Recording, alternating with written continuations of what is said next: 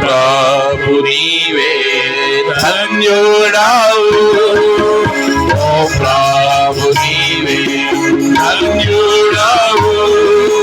సృష్టి నిన్ను స్తుతించును, నీ యోగ్యతను బట్టి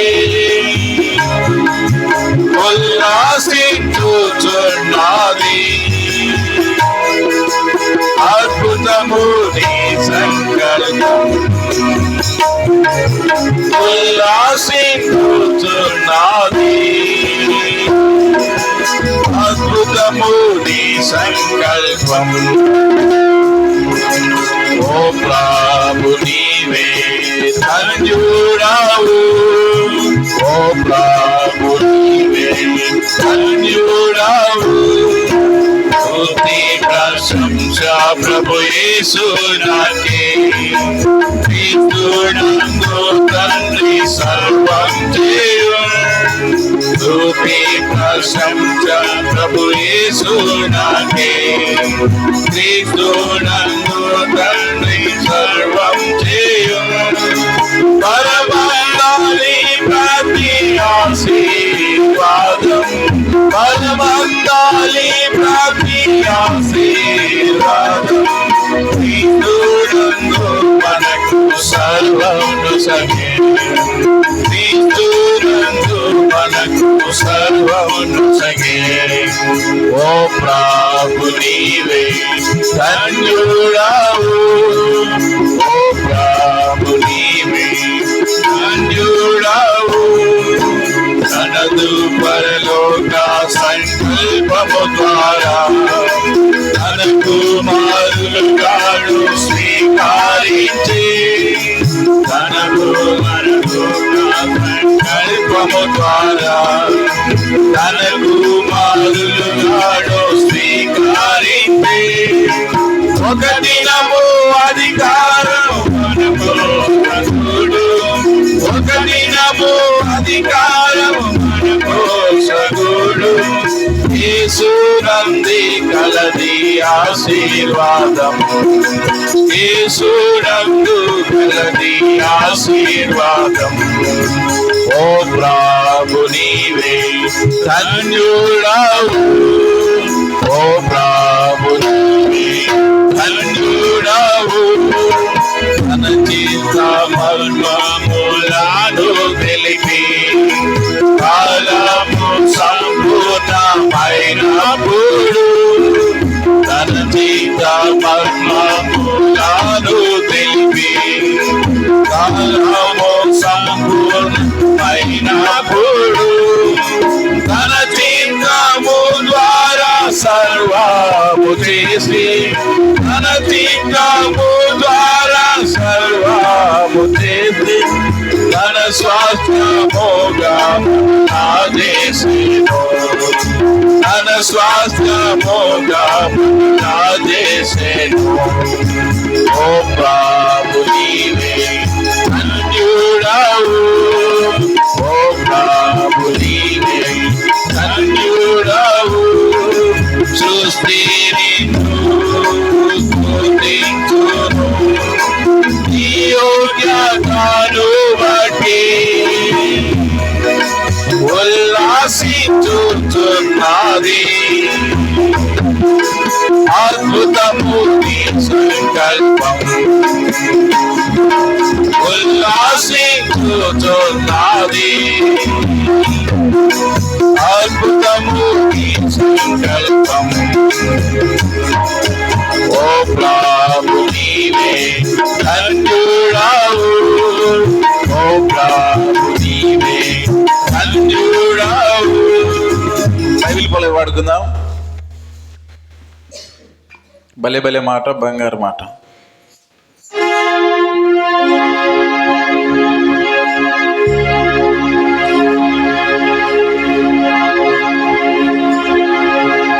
భలే భలే మాట, బంగారు మాట, బైబిలు మాట, యేసు మాట. భలే భలే మాట, బంగారు మాట, బైబిలు మాట,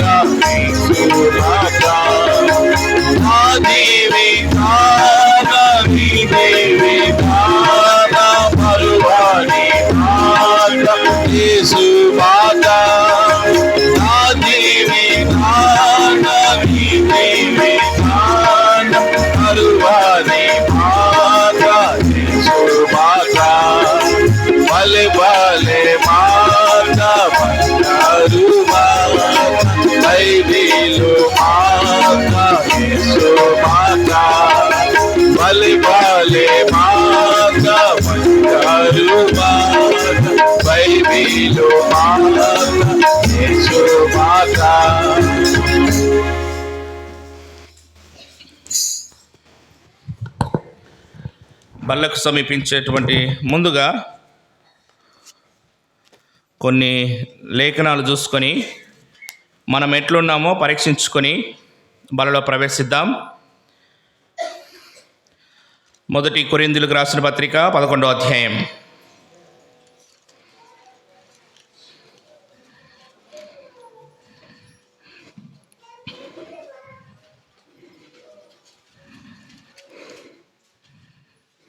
ఇరవై 3వ వచనం నుంచి 30 వరకు మార్చి చదువుకుందాం. 31 వరకు. నేను మీకు అప్పగించుదానని ప్రభు వలన పొంది తిని, ప్రవణేసు తాను అప్పగింపబడిన రాత్రి ఈ యొక్క రొట్టెను ఎత్తుకొని కృతజ్ఞతాస్తులు చెల్లించి, నన్ను జ్ఞాపకం చేసుకుంటూ ఆ ప్రకారమే భోజనమైన పిమ్మట ఆయన పాత్రను ఎత్తుకొని, ఈ పాత్ర నా రక్తం వలనైన క్రొత్త నిబంధన, మీరు దీనిలో త్రాగునప్పుడల్లా నన్ను జ్ఞాపకం చేసుకున్నట్టుకై దీన్ని చేయడం చెప్పాను.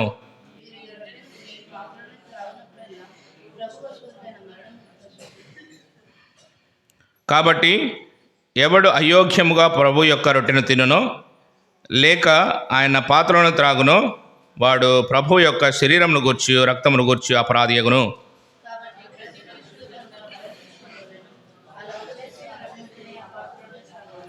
ప్రభు శరీరమని వివేచింపక తిని త్రాగువాడు తనకు శిక్షావిధి కలుగుటకే తిని త్రాగుచున్నాడు.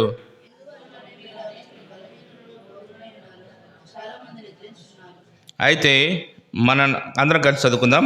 31. అయితే మనమే విమర్శించుకొని ఎడల తీర్పు పొందక పోదుము. ఇంకొక భాగం యోహాను సువార్త 2వ అధ్యాయం 1 నుంచి 11 వరకు మార్చి చదువుకుందాం. 3వ దినమున గలిలయలోని కానాను ఊరిలో ఒక వివాహం జరిగెను.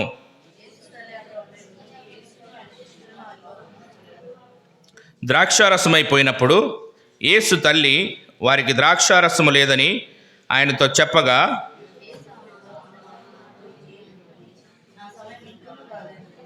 ఆయన తల్లి పరిచారకులను చూచి, ఆయన మీతో చెప్పునది చేయుడనెను.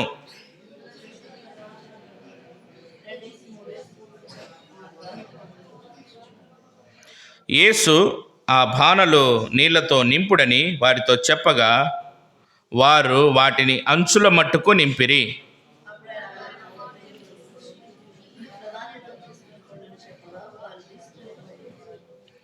ఆ ద్రాక్షారసము ఎక్కడి నుండి వచ్చనో ఆ నీళ్లు ముంచి తీసుకొని పోయిన పరిచారకులకే తెలిసినది కానీ విందు ప్రధానికి తెలియకపోయిన గనుక ద్రాక్షారసమైన ఆ నీళ్లు రుచి చూచినప్పుడు ఆ విందు ప్రధాని పెండ్లి కుమారుని పిలిచి,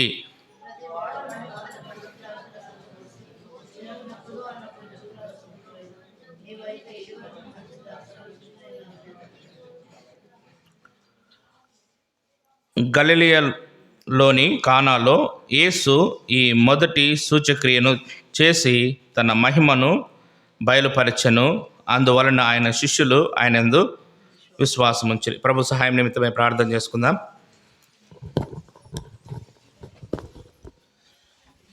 పరలోకమందున మా తండ్రి, మీ ఘనమైన ఉన్నతమైన శ్రేష్ఠకర నామమును బట్టి వందనములు స్తోత్రములు చెల్లించుకుంటున్నాను. ప్రభువా, ఎంతైనా మీ కృపలో జ్ఞాపకం చేసుకుని నూతన సంవత్సరంలో ఎన్నికలే నన్ను ప్రవేశింపజేసి, ప్రభువా,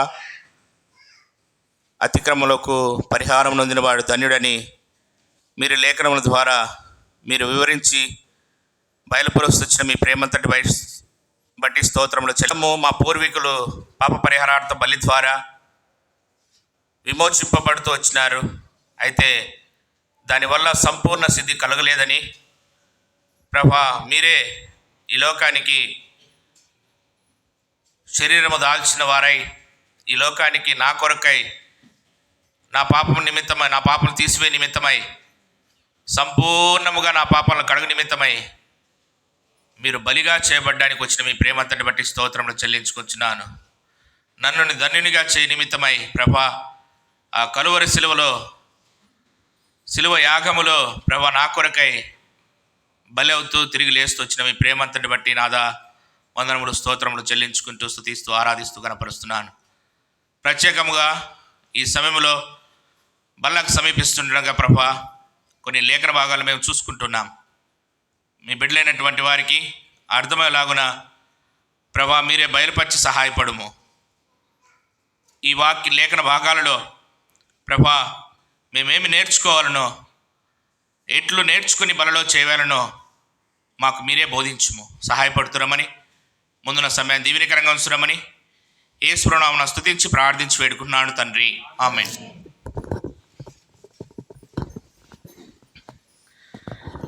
పోయిన సంవత్సరము బలవర్తమానంలో ఒక అంశం ధ్యానించుకున్నాం. గుర్తుందా? నేను చెప్పిందే గుర్తుండదన్న అంటారా? యేసు ఉన్న ఇంటిలో అని ధ్యానించుకున్నాం. గుర్తుందా? ఎవరు పలకలేదంటే గుర్తులేనట్టే. సరే, ఇప్పుడు ఈ దినం ఈ సమయంలో బల్లకు సమీపిస్తుండగా మనము యోహాను సువార్త 2వ అధ్యాయం 1వ వచనం నుంచి 11 వచనాల వరకు చూసుకుంటూ వచ్చినాం. ఒకటి చదవండి మా. 3వ దినమున గలిలయలోని కానాను ఊరిలో ఒక వివాహం జరిగెను. యేసు తల్లి అక్కడ ఉండెను. యేసును ఆయన శిష్యులను ఆ వివాహమునకు పిలువబడిరి. ద్రాక్షారసం అయిపోయినప్పుడు యేసు తల్లి వారికి ద్రాక్షారసం లేదని ఆయనతో చెప్పగా యేసు ఆమెతో, అమ్మా, నాతో నీకేమి పని? నా సమయం ఇంకనూ రాలేదు. ఆయన తల్లి పరిచారకులను చూచి ఆయన మీతో చెప్పునది చేయుడనెను. యూదుల శుద్ధీకరణాచార ప్రకారము 2 తూములు పట్టు 6 రాతి బాణలు అక్కడ ఉంచబడి ఉండెను.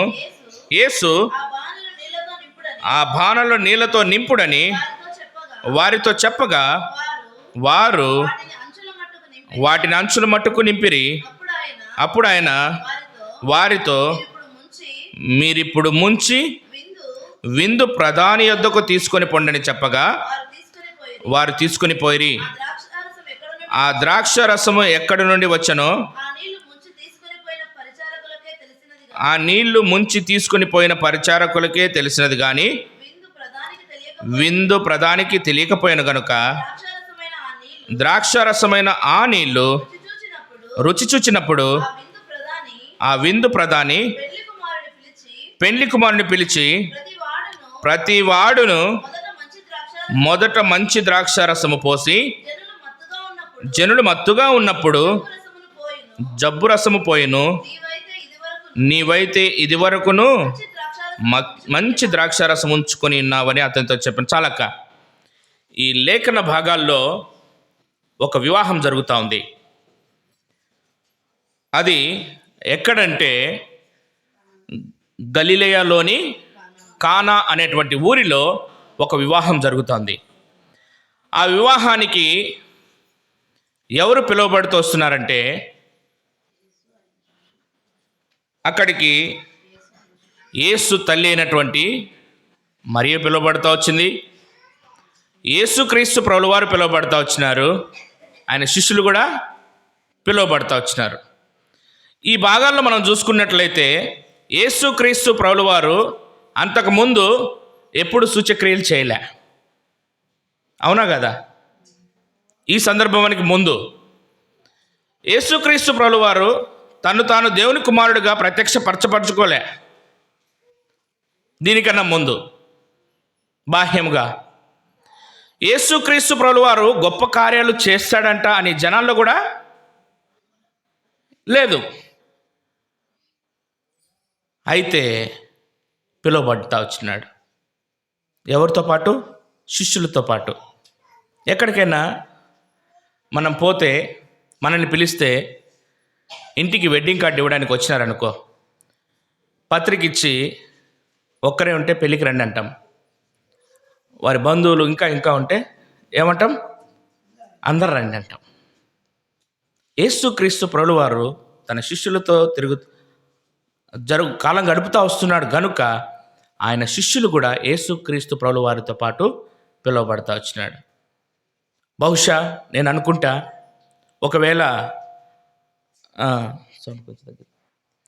ఒకవేళ ఈ మరియకు ఒకవేళ సమీప బంధువులు కావచ్చేమో. వాళ్ళు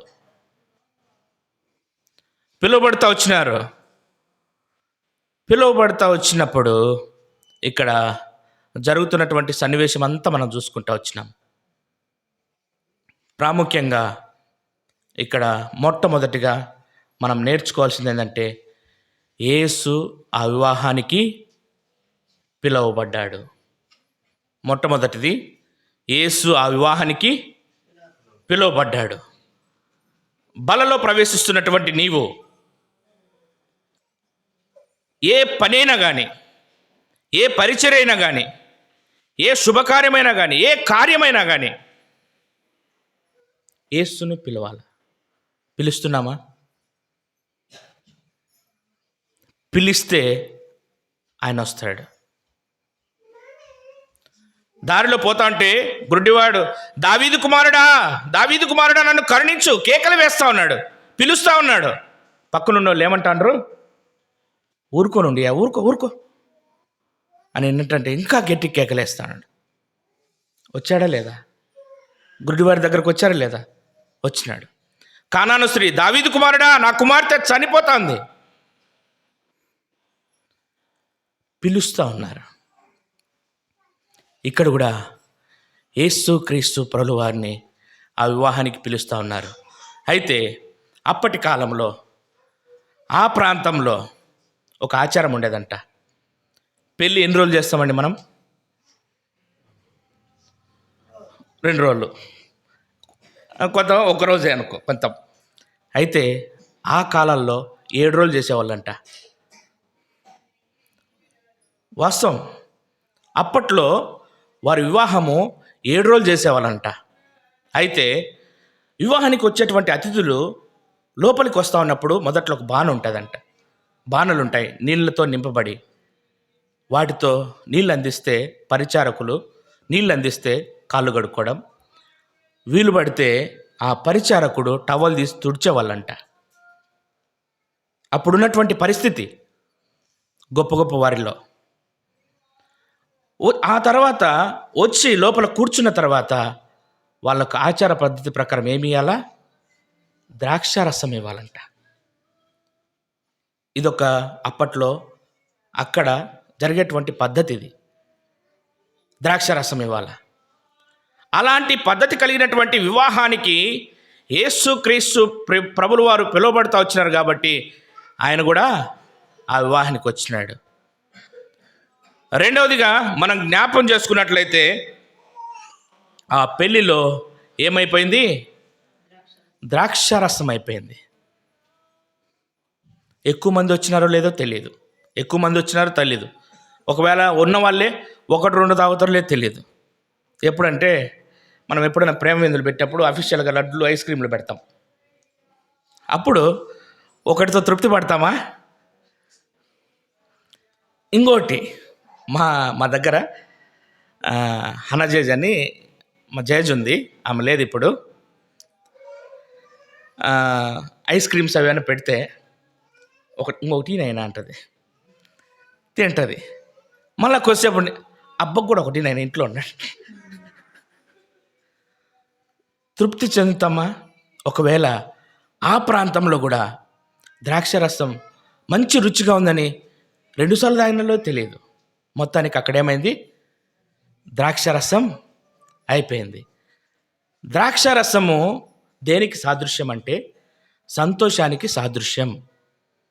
ద్రాక్షరసం దేనికి సాదృశ్యం? మొట్టమొదటిగా ఆ వివాహానికి ఎవరు పిలువబడతా వచ్చినారు? యేసు పిలువబడతా వచ్చినారు. రెండోది మనం ధ్యానించుకుంటా ఉన్నాం, అప్పుడు ద్రాక్షరసం అయిపోయింది. ద్రాక్షరసము దేనికి గుర్తు అంటే సంతోషానికి గుర్తు అనుకుంటూ వచ్చినాం. రండి చూద్దాం. న్యాయాధిపతుల గ్రంథం 9వ అధ్యాయం 13వ వచనం. చెట్లన్నీ మీటింగ్ పెట్టుకున్నాయి. తెలుసా ఈ సందర్భం? తెలిసే సందర్భం? చెట్లన్నీ మీటింగ్ పెట్టుకొని, ఎందుకు మీటింగ్ పెట్టుకున్నాయి? మాకు అధిపతిగా ఉండి మమ్మల్ని ఏలాలా, ఎవరు ఏళ్తారని. రండి 9వ అధ్యాయం 13వ వచనం. దేవునిని 12వ వచనం కూడా చదువుక. అటు తర్వాత చెట్లు నీవు వచ్చి మమ్మల్ని ఏలుమని ద్రాక్షావళిని అడుగగా ద్రాక్షావళి దేవునిని మానవుణ్ణి సంతోషపెట్టు, నా ద్రాక్షారసము నేను ఇయ్యక మాని చెట్ల మీద రాజునయుండి ఇటు అటు ఊగుటకు నేను వచ్చేదనా. మీ వర్తమానం స్టార్ట్ చేసినప్పుడు చూస్తాం ఈ మాటలు తగులుతూనే ఉన్నాయి. ఏంది? ఇటు అటు. ఒప్పుకోళ్ళు వచ్చింది, ఆరాధనలు వచ్చింది. ఆరాధన చేసేటప్పుడు కూడా అనౌన్స్మెంట్, ఇటు అటు తిరగకండి అని. ఇప్పుడు బలవర్తమానం కూడా ఏమవుతుంది? ఇటు అటు. ఈ ద్రాక్షవల్లి లేదా ఈ ద్రాక్ష చెట్టు అంటా ఉంది, చెట్లన్నీ వచ్చి మమ్మల్ని ఏలండి, మా మీద రాజుగా నువ్వు ఉండాలా, కాబట్టి మిమ్మల్ని మేము రాజుగా ఎన్నుకుంటామంటే ఆ ద్రాక్షవల్లి ఏమంటా ఉంది? దేవునిని మానవులని సంతోషపెట్టక నా ద్రాక్షరసమును సంతోషపెట్టు, నా ద్రాక్షరసము నేను ఇయ్యక మాని చెట్ల మీద రాజునయుండి ఇటు అటు ఊగుదకు నేను వచ్చేదనా. ఈ ద్రాక్ష రసం ఎవరిని సంతోషపెడతా ఉంది? ప్రాముఖ్యంగా దేవుణ్ణి సంతోషపెడతా ఉంది, మానవులని సంతోషపెడతా ఉంది. ఈ ద్రాక్షరసం సంతోషపెట్టేటువంటి ఈ ద్రాక్షరసం ఏమైపోయిందంటే, ఇప్పుడు రండి మన భాగానికి వస్తే, ద్రాక్షరసం అయిపోయినప్పుడు యేసు తల్లి వారికి ద్రాక్షరసం లేదని ఆయనతో చెప్పగా, చాలు. ఇప్పుడు ద్రాక్షరసం అయిపోయింది, ఇక్కడ రాయబడలేదు. కానీ ఒకవేళ మనకు తెలీదు, మనం ఊహ అంతా ఏంటంటే, ఆ విందు ప్రధాని ఒకవేళ ఈ యేసు తల్లి అయినటువంటి మరియకి చెప్పింటాడేమో, ద్రాక్షరసం అయిపోయింది అంటే. ఆమె వెంటనే ఏం చేస్తా వచ్చిందంటే, ఎవరి దగ్గర పోయింది? యేసుక్రీస్తు ప్రభువు వారి దగ్గరకు పోతా వచ్చింది. ఎందుకు పోయింది? నా కొడుకు అని పోయిందా? లేదా ఈ అక్కర తీరుస్తాడు అనే ఉద్దేశంతో పోయిందా? ఎందుకు పోయింది? అక్కర తీరుస్తాడని పోయింది. అక్కర తీరుస్తాడని ఆమెకంటే తెలుసు. ఎట్లా తెలుసు? రండి క్రిస్మస్ రోజుకు పోదాం. లూకాసు వార్త 2వ అధ్యాయం.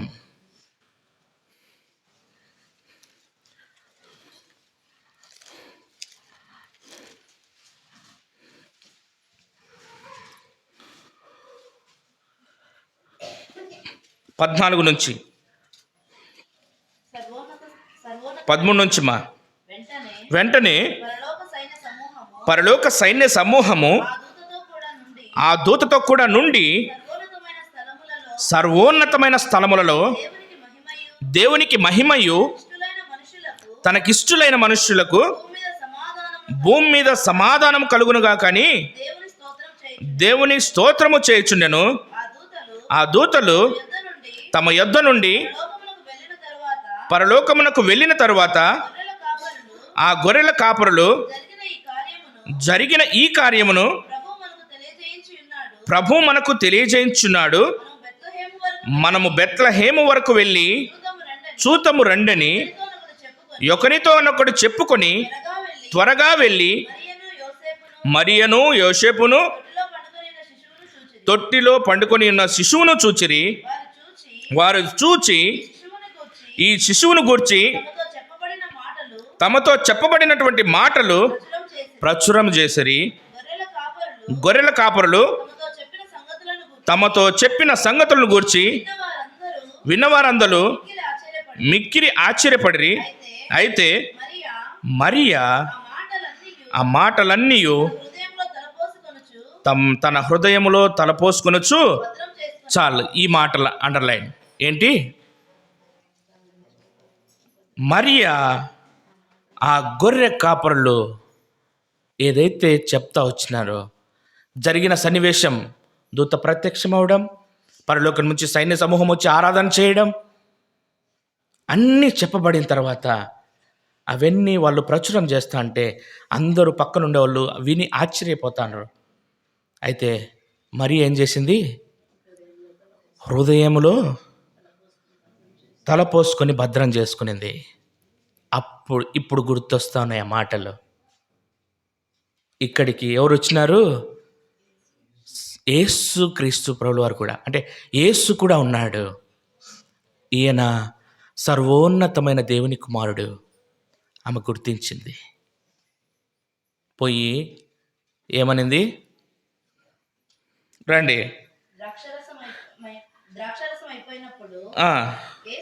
యేసు తల్లి వారికి ద్రాక్షారసం లేదని ఆయనతో చెప్పగా యేసు ఆమెతో, అమ్మా, నాతో నీకేం పని? నా సమయం ఇంకా రాలేదు నాయనా. లేదా యేసు ప్రభువు వారి దగ్గరకు వచ్చి ద్రాక్షారసం అయిపోయిందని చెప్తా ఉంటే ఆయన ఏమంటున్నాడు తెలుసా? అమ్మా, నాతో నీకేం పని? నా సమయం. అదే ప్లేస్లో ఒకవేళ మనం ఉన్నామనుకో, ఒక తల్లి ఉంది, తన కుమారుడు ఒక ఉన్నత స్థితిలో ఒక మంచి ఉద్యోగంలో ఉన్నాడు.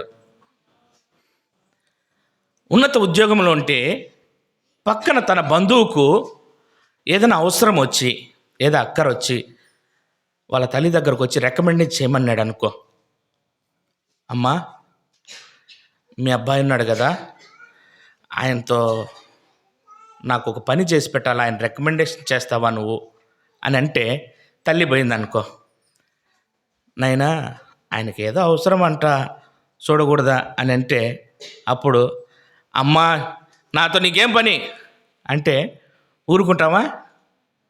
స్టార్ట్ చేస్తాం. ఏమని?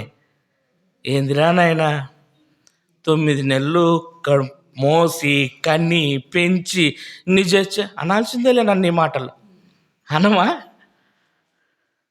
పొరపాటున పెళ్ళి అయిందనుకో, అప్పుడు ఒక పాస్టర్ గారి కాడికి ఒక పెద్ద ఆమె వచ్చిందంట.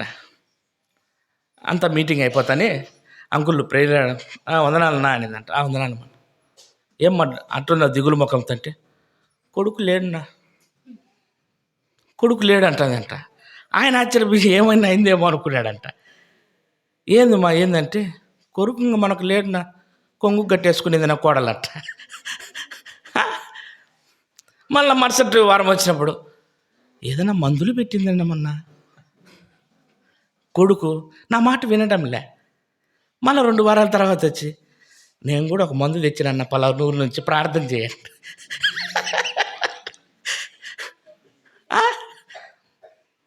ఇట్లుంటుంది. ఆమెను గద్దించినప్పుడు ఆమె వస్తుందంట మీటింగ్కు, వెనకాల కూర్చొని ఆరాధన అన్నీ చేసుకొని పోతుందంట. అట్లా అదే విధంలో మనల్ని ఎవరినన్నా అంటే, మన కుమారుడే అంటే మనకు బాధ ఉంటుందా ఉండదా? అయితే యేసు తల్లి మరియా, అమ్మా, నాతో నీకేం పని అంటే ఏమవుతా వచ్చింది? వెళ్ళిపోతా వచ్చి పరిచారకులకు చెప్తా ఉంది. ఏమని? ఆయన మీతో చెప్పునది చేయుడి. మొట్టమొదటిది, నీ జీవితంలో నీలోకి యేసుక్రీస్తు ప్రభుల వారిని పిలవాలా? యేసుక్రీస్తు ప్రభుల వారిని ఆహ్వానించాలా? ఏ కార్యమైనా కానీ, ఏ పరిస్థితి అయినా కానీ, అది సంతోషమా, అది బాధకరమా, ఏదైనా కానీ యేసుక్రీస్తు ప్రభుల వారు పిలువబడాల. రెండవది, ద్రాక్షారసం అయిపోయినప్పుడు ఈమె ఎవరికి చెప్తా ఉంది? యేసు ప్రభువుకు చెప్తాంది. పోయి నీ అక్కరేదో నువ్వెవరికి చెప్పాలా? దేవునికే చెప్పు. పొరపాటున పక్కన చెప్పినామనుకో, చుట్టూ తిరుక్కొని మళ్ళీ అడిగి వచ్చింటుంది, నీకు అడిగి వస్తుంది. మేము చదువుకునే దినాల్లో ఒకవేళ చెప్పినా లేదో తెలియదు, కానీ 10th చదివేటప్పుడు మాకు ఒక స్టోరీ ఉన్నింది ఇంగ్లీష్లో, the king on the tamarind drum అని. చింత చెట్టు గురించి ఉంది. ఒకవేళ బహుశా మీరు వినింటారేమో. అయితే ఆ చింత చెట్టు కథలో ఒక రాజు ఉన్నాడు. ఆ రాజు గుర్రం మీద అట విహారయాత్రకు పోయినాడు భటులతో. ఒక కొలను కనపడితే అక్కడికి వెళ్ళి నీళ్ళతో ఇట్టు అనుకొని ఆ నీళ్ళలో ఈయన ముఖం ప్రతిబింబం పడుతుంది. చూసి, బా ఎంత అందంగా ఉన్నావు రాజా నువ్వు, తనే పోడుకుంటా ఇటని మొహం కడుక్కొని మళ్ళీ ఇటు తీసుకునే లోపు కొమ్ములు మొలిచినాయంట. రాజుని నేను, నాకు కొమ్ములు మొలిచినాయని వెంటనే పాగా జుట్టుకొని గుర్రం ఎక్కి అంతఃపురం పోయినాడు. భటుని పిలిచి, ఒక బార్బర్ను పిలవండి అని పిలిచినాడు. లోపలికి వస్తానే, నువ్వు వెళ్ళిపోయి అతను లోపల నుంచు. అంతా చూసినాడు, అన్ని తలుపులు వేసేసినారు. అప్పుడు రాజు ఇటు తీసినాడు. తీస్తే బార్బర్ నోరు మూసుకున్నాడు. రే, ఇది ఎవరికైనా బయట తెలిస్తే నేను చంపేస్తా అన్నాడంట. మాకు పోయిటరీ ఉన్నింది ఇది, the king on the tamarind drum అని. ఏం చేస్తున్నాడు, ఏం చేయాలి రాజా అంటే, రోజు ఇది పెరిగినప్పుడల్లా నేను కబురు అంపుతా, నువ్వు వచ్చి ఎవరికి తెలియకుండా నాకు కత్తిరించిపోతా ఉండాలి అన్నాడు. సరే అని కట్ చేసి పోయినాడు. నిద్ర పట్టడంలే. ఏం తెలుసా, అతనికి బలహీనత ఉంది. ఏది, ఎవరికైనా చెప్పకపోతే కడుపు బొగులుతుంది అట్లా.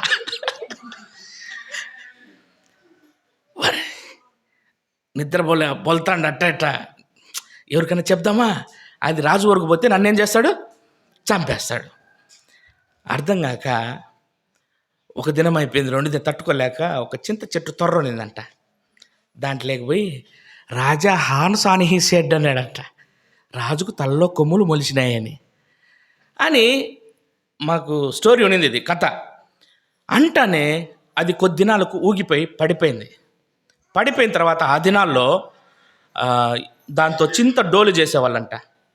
చింత డోలు చేసి ఆ డోలు ఎత్తుకొచ్చి ఫస్ట్ వాయిద్యం రాజు దగ్గరనే వాయించాలంట. వచ్చి అందరు సిద్ధమైనంట, సభ అందరు కూర్చుంటారు. డోలు వాయించాడు, కొడతానేది డుమ్ డుమ్ అనకుండా రాజా హాన్స్ ఆన్ హీ సెడ్ అనిందంట. అంటానే ఉందంట, రాజుకు తల్లో కొమ్ములు మొలిచినాయి. రాజు సిగ్గుతో తలదించుకొని పరిగెత్తుకుంటూ అంతఃపురం పోయినాడు. రేయ్, ఈ విషయము ఇద్దరికి మాత్రమే తెలుసు. ఎవరికి? కట్ చేసినోనికి, నాకు. వాడిని పిలిపిందంటే వచ్చిన లోపల కొనుక్కుతా. నేను ఎవరికి చెప్పొద్దన్నా. నువ్వెందుకు చెప్పినావు? రాజా, నాకు ఒక బలహీనత ఉంది, ఏదైనా జరిగితే పక్కనోటి చెప్పకపోతే నాకు నిద్ర పట్టదు, కడుపు ఉబ్బరంగా ఉంటుంది, అందుకని చెట్టు త్వరలో ఊదిన అది ఇట్లా చేస్తుంది నాకు తెలియదు రాజా. శిక్షించినాడు. నిజంగా చెప్తున్నాం, దేవుని వాక్యంలో కూడా ఉంది, నీ సమస్య ఎవరి దగ్గర పరిష్కారం అవుతుందో అతని దగ్గరికి తీసుకుపో. ఎలాంటి సమస్య అయినా దేవాతి దేవుని దగ్గరికి రహస్యమందు నీ తండ్రికి ప్రార్థన చేయి. వాళ్ళకి వీళ్ళకి చెప్పుకుంటే నేను అవమానపరుస్తారు, నీ మీద నిందలేస్తారు, లేదా పక్కవాడికి చెప్తా వెళ్తాడేమో. ఇక్కడ మరియ కూడా అదే చేసింది. ఏం చేసింది? ఈ ద్రాక్ష రసం అయిపోయింది కాబట్టి దీనికి పరిష్కారం యేసు చూడగలడు. ఆయన దేవుని కుమారుడని గ్రహించింది కాబట్టి పోయి సమస్య చెప్పిన తర్వాత ఆమె పరిచారకులతో ఏమంటా ఉందంటే, ఆయన మీతో చెప్పినది చేయుడి. మనం ఏమనుకుంటామంటే, మనం ప్రార్థన చేసినామా మనకు జవాబు కూడా వెంటనే రావాలా చాలామంది జీవితాల్లో. అయితే సమస్యని నీ దేవునికి తెలుపుతా వచ్చినప్పుడు ఓర్పు అవసరం, ఓపిక అవసరం. ఓపికతో ఎదురు చూడు. చేపలు ఆయన ఆహారం ఇస్తాడని ఆయన కొరకు ఎదురు చూస్తూ ఉన్నాయంట. జలచరాసులు, చేపలు ఎదురు చూస్తూ ఉన్నాయి. నా జీవితాల్లో ఆయన దగ్గరికి సమస్య తీసుకుపోయినావు, ఆ పరిష్కారం జవాబు వచ్చే వరకు వేచి ఉండు. ఆ తర్వాత ఆయన వచ్చి వాళ్ళకి చెప్తా ఉన్నాడు, ఏమని? ఆ బాణలను నీళ్ళతో నింపండి. ఎంతవరకు నింపండి చెప్పలే, సగం వరకు నింపమని చెప్పలే, నీళ్ళతో నింపండి. తన శిష్యులు విధేయత చూపించినారు, మారు మాటలు మాట్లాడడంలే. దైవజనుడైన బక్సీ అంకుల్ గారు ఆయన ఏదైనా చెప్తే చేయాల్సిందంట, వెనుకడుగు వేరంట. ఒకసారి అంటే సాక్ష్యంలో తిమోతి అంకుల్ చెప్తా వచ్చినాడు, ఏమనంటే ఖమ్మం తిమోతి అంకుల్కు చెప్పినాడంట, ఏమని? తిమోతి, ఇది ఈ సామాన్లు వచ్చినాయి కదా బాడుగుటి, ఇచ్చేసి రాపోయినాడంట. ఇచ్చేసి రాపోయినాడు, బండిలో పెట్టారట బోకులన్నీ, డబ్బులు ఇవ్వలేదంట. సామాన్లు రెంట్కి ఇచ్చిన డబ్బులు ఇవ్వాలి కదా, డబ్బులు ఇవ్వకుండా ఉంటే ఇటు కూర్చోన్నాడంట. ప్రార్థన చేయాలని ప్రార్థన చేసి పంపించేసాడు, పోయినాడట. ఆయన లోపల అంకుల్ చెప్తా ఉన్నాడు, సాక్ష్యం చెప్తా అంటే విన్నా నేను కూడా. లోపల గలిబిలిగా ఉందంట. పోతా అంటే ఈయన పొమ్మన్నాడే, డబ్బులు లేదే, వాళ్ళకేమి ఇవ్వాలా అనుకుంటూ పోతాడంట. పోయినాడు, ఎద్దల బండిలోంచి ఆ పాత్రలన్నీ దించుతాడు కిందికి రెంటి దగ్గర. చివరిలో కొన్ని ఉన్నప్పుడు అంకుల్ ఏం చేశాడంట, ఒరే ఈ 4 అయిపోతాయి, డబ్బులు ఇవ్వాలి అని వాళ్ళు ఎతకపోయి ఆడబెడితే ఒకటి ఎతకచ్చుకొని బల్ల పెడతాడంట దీంట్లో. ఎందుకు? అయిపోతే డబ్బులు ఇవ్వాలని. ఒరే ఇది బల్ల వచ్చేది మోస్తాను. చివరికి ఒక బ్రదర్ వచ్చినాడు. బ్రదర్ బక్సీ అంకుల్ గారి మీటింగ్ నుంచి కదా ఇవ్వండి. అవునంటే నేను డబ్బులు కడతా అంటే అంకుల్ అంటాడట, ఆయనకని లేదు నేను కడతా అంటాడట తిమ్మత్ అంకుల్. లేదు నేను కట్టేస్తా అని ఇచ్చేసినాడు. దేవుని కార్యములు అట్లా ఉంటాయి. అయితే నువ్వు చేయాల్సింది ఏం తెలుసా? విధేయత చూపాలా, దేవునికి విధేయత చూపాలా. విధేయత చూపి వాళ్ళు ఆ నీళ్లు ఆ బాణలో అంచుల మట్టుకు నింపుతా వచ్చినారు. నింపిన తర్వాత ఏమవుతా వచ్చింది? మీరిప్పుడు ముంచి విందు ప్రధాని దగ్గరికి తీసుకుపోండి. మొట్టమొదటిది, ఏ కార్యమైనా, ఏ పరిస్థితి అయినా, కార్యం లేకున్నా యేసు ప్రభువును నువ్వు ఆహ్వానించాలా, పిలిచాలా. రెండవది, ఏ సమస్య అయినా, అది సంతోషమైన బాధ అయినా ఎవరితో పంచుకోవాలా? దేవునితో పంచుకోవాలా. మూడవది, ఆయన చెప్పినప్పుడు ఏం చేయాలా? విధేయత చూపి చేయాలా. నాలుగవది ఏమవుతా వచ్చిందంటే, అక్కడ ఏమవుతా వచ్చింది? దేవుడు మహిమపరచబడతా వచ్చినాడు. విందు ప్రధాని కూడా ఆశ్చర్యపోతా, విందుకు వచ్చినటువంటి వారందరూ ఆశ్చర్యపోతా ఉన్నారు. నా జీవితాల్లో బల్లకు సమీపిస్తున్నటువంటి నీవు ఈ నూతన సంవత్సరంలో మొట్టమొదటిగా బలలో చేవేస్తుంటుండగా యేసు ప్రభువును నువ్వు పిలుస్తున్నావా? నీ జీవితంలో నువ్వు పిలుస్తున్నావా? నీ బాధ ఏదన్నా కలిగితే పక్కన వాళ్ళ దగ్గరకు పోయి వాళ్ళకి ఇలాగ చెప్పుకొని చేస్తున్నావు కానీ, మనుషుల్ని ఆశ్రయిస్తున్నావు కానీ దేవుణ్ణి ఆశ్రయిస్తున్నావా? పరీక్షించుకో. మూడవది, ఆయనకు విధేయత చూపుతున్నావా? నాలుగవది, ఆయన్ను మహిమపరుస్తున్నావా? ఇంకొక స్త్రీ ఉంది, ఒక దైవజనుడి దగ్గరికి వెళ్తా ఉంది.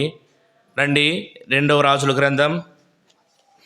ఎవరామా ఈ పాటికి వచ్చేసి ఉంటుంది మీకు ఐడియా.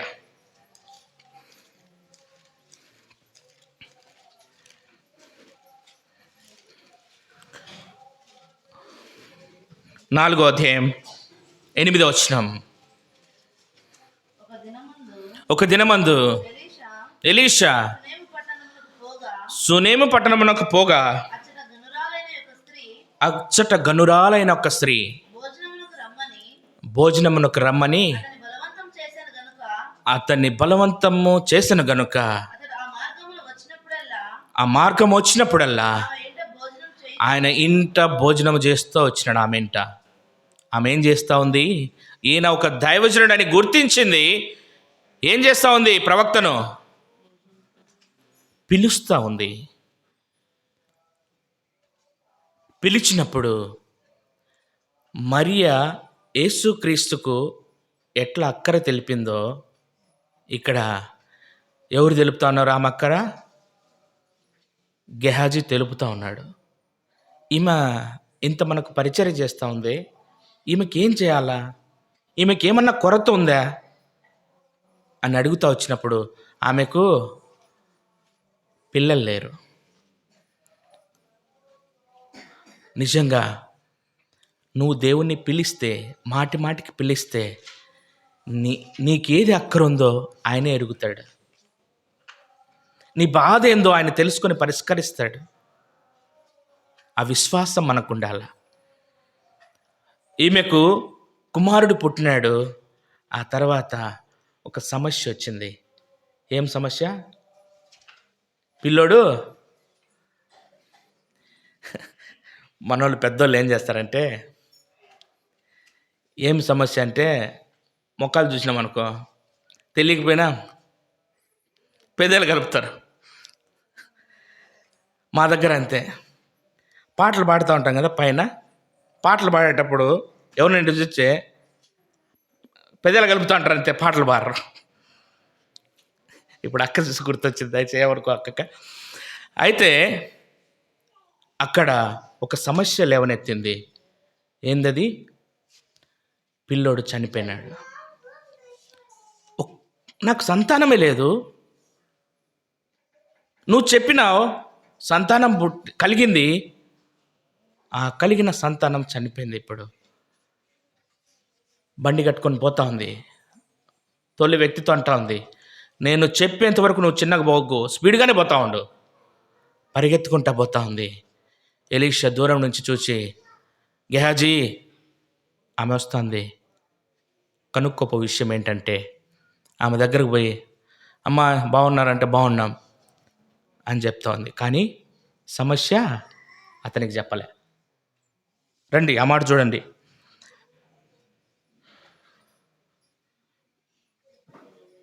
27 పిమ్మట ఆమె కొండ మీద ఉన్న దైవజను యుద్ధకు వచ్చి అతని కాళ్ళు పట్టుకొనెను. పైన సిస్టర్ పైన, నీవు ఆమెను ఎదుర్కొనుటకై పరుగున పోయి, నీవును నీ పెనిమిటియు నీ బిడ్డయు సుఖముగా ఉన్నారా అని అడుగుమని తన పనివాడైన గెహాజీతో చెప్పి పంపెను. అందుకు ఆమె సుఖముగా ఉన్నాం. ఏంటిది? నువ్వు సుఖంగా ఉన్నావా? నీ భర్త సుఖంగా ఉన్నావా? నీ బిడ్డ సుఖంగా ఉన్నాను అని అడగమంటే అడిగితే పోయి ఏముంటుంది? సుఖంగా ఉన్నాం. అక్కడ బిడ్డ ఏమన్నాడు? చనిపోయినాడు. ఉదాహరణకు చూపిస్తున్నా ఇవన్నీ. నీ పరిస్థితి ఏమున్నా ఎవరికి చెప్పాలనో వాళ్ళకే చెప్పు. దైవజనుడి దగ్గరకు పోయి, నా కుమారుడిని కావాలని నేను అన్నా. అంత సంభాషణ జరిగినప్పుడు గెహాజీ ఇదో ఈ దండం తీసుకొని పోయి అక్కడ పిల్లాడి ముక్క మీద పెట్టు అని అంటే ఆమె ఏమంటాను తెలుసా? నువ్వు వస్తే కానీ పోను అనేలోపు ఈ గెహాజీ ఏం చేసినాడు? ఆ దండం తీసుకొని పరిగెత్తినాడు, పెట్టినాడు. ఏమన్నా లేచినాడా? లేలే. కారణం ఏంటో తెలుసా? వచ్చిన ముందు, యెహోవా యుద్ధోపకరణమును మోయి వారులారా మిమ్మల్ని మీరు శుద్ధి చేసుకోండి. దేవుని యుద్ధోపకరణాలను నువ్వు మోస్తున్నావా, నువ్వు పరిశుద్ధంగా ఉండాలా. గెహాజీలో అది లేదు కాబట్టి ఆ ప్రభావం కనపడలే. ఎవరికి చెప్పాలనో వాళ్ళకి చెప్పింది, అక్కర తీర్చబడింది. అదే ముందు వచనాల్లో ఇంకొక ఆమె ఉంది. ఆమె ప్రవక్తల్లో ఒకని భార్య. భర్త చనిపోయిన తర్వాత అప్పులందరి మీద వచ్చి సామాన్లతో సహా బయటేసినారు. దిక్కుతోచని పరిస్థితుల్లో ఎలీషా దగ్గరకు పోయింది. ఏముంది మా నీ ఇంట్లో అంటే, నా ఇంట్లో ఏమి లేదు, ఒక కుండ ఉంది, నూనె కుండ ఉంది. పక్కకు పోయి అరువు తీసుకొని వచ్చి ఆయనలో నీళ్ళను తీసుకొచ్చి తలుపు వేసుకొని, నువ్వు నీ కుమారులు ఆ కుండలో నీళ్లు నూనె దీంట్లో వేస్తూ ఉండండి. కడవలన్నీ నింపబడ్డాయి. దాంతో అప్పు తీర్చుకునింది. ఎందుకు చెప్తున్నానంటే, బలలో సమీపిస్తున్నటువంటి నీవు నూతన సంవత్సరంలో నూతన విధానంగా ప్రతి మనిషికి బాధ అనేది ఉంటుంది, ప్రతి మనిషికి సమస్య అనేది ఉంటుంది. ఎవరికి చెప్పద్దు, యేసు ప్రభువుకు చెప్పు. ఎవరన్నా వింటారా? నువ్వు తలుపులు వేసుకొని రహస్యమందు నీ తండ్రితో మాట్లాడుకో. ఈ దినం అది నేర్చుకుందాం. ఒక్కసారి గడిచిన సంవత్సరం అంతట్లో మనం అలాగున్నామా? మోకరిద్దాం. బలకు సమీపిస్తున్నటువంటి మనం మోకరించి బలలో చేయవేద్దాం. మోకరించి బలలో చేయవేద్దాం. కళ్ళు మూసుకొని ఒక్క నిమిషం మనం పరీక్షించుకుందాం. గడిచిన సంవత్సరం అంతటిలో యేసు ప్రభువును నువ్వు పిలిచినావా? శుభకార్యాలు కానీ ఏదొచ్చినా కూడా నువ్వు పిలిచినావా యేసుక్రీస్తు ప్రభుల వారిని? నీకు సమస్య వస్తే నువ్వు అధికారుల దగ్గరకు పోతా వచ్చినావా? పక్క వ్యక్తుల దగ్గరకు పోతా వచ్చినావా? దేవుని దగ్గరకు పోతా వచ్చినావా? దేవుడికి సమస్య తెలిపిన తర్వాత దేవుని జవాబు కోసం ఎదురు చూసినావా? ఇంకా రాలేదని తెలిసి నీ సొంత నిర్ణయాలతో నువ్వు వెళ్తా వచ్చినావా? ఒకవేళ దేవుని దగ్గర నుంచి జవాబు వస్తే విధేయత చూపినావా? ఒక్క నిమిషం పరీక్షించుకో. నూతన సంవత్సరంలోకి ప్రవేశిస్తున్నటువంటి నీవు ఇక మీదటైనా, ప్రభా ఎల్లప్పుడూ నిన్ను ఆహ్వానిస్తా, నా ప్రతి పరిస్థితుల్లో నా సమస్య కానీ, నా ఇబ్బంది కానీ, నా ఇరుకులో కానీ, నా సంతోషములు కానీ నీకు తెలియపరుస్తా. ప్రభా నువ్వేదన్నా చెప్పితే నేను విధేయత చూపి నడుచుకుంటా అనే తీర్మానానికి రా. అట్లే మోకరిద్దాం, ప్రార్థనలో ఉండండి.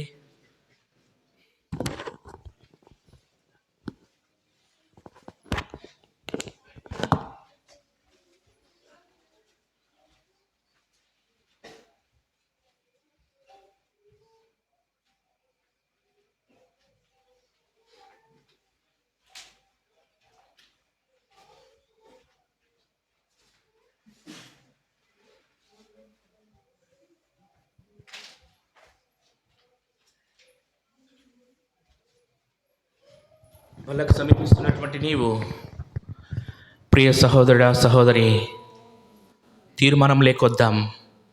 గతంలో ఇలాంటి తీర్మానాలు లేదు. కారణమని చేతనే మనం ఇలాగున్నాం. మనల్ని మనం